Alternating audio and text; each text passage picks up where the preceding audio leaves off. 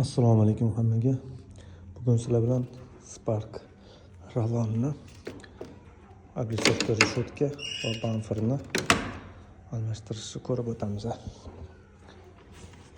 Buning uchun birinchi aglitsovkani klipsalarini yechib chiqarib olamiz.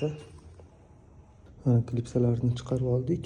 Undan keyin podklinik klipsalarni chiqarib olamiz. Shunaqa instrument yoki minus otvertka ham bo'ladi.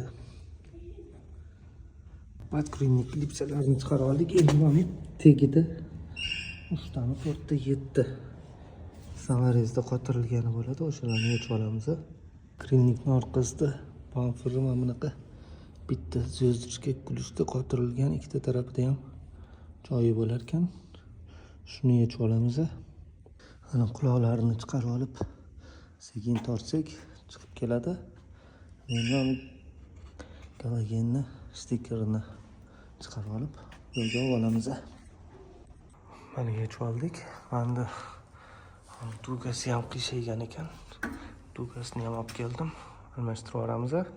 Keyin mana galogenlarini, pokelarini yangi bamferga o'tkazib, qanday yechgan bo'lsak, xuddi shunday qotiramiz. Tugani almashtirib oldik. Bamferni ham galogenlarni yig'ib oldik.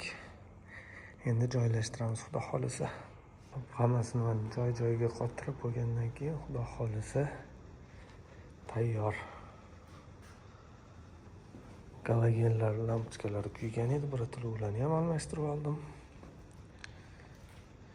Hammaga rahmat, sog' bo'linglar, salomat bo'linglar.